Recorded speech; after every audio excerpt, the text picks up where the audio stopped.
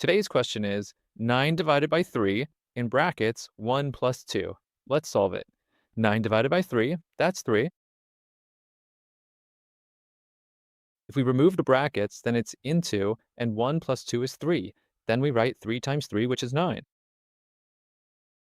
Now, this answer is wrong. This is not the correct way to solve it. Now, let's write the question again. 9 divided by 3, 1 plus 2. We'll apply the BODMS rule to this. The BODMAS rule says that first we solve the brackets, then we look at division and multiplication.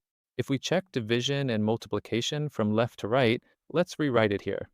9 divided by 3, here 1 plus 2 becomes 3.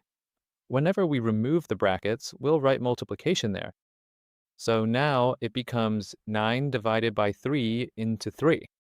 Now, according to the BODMS rule, we'll check this from left to right. First, we'll do the division part, then the multiplication part.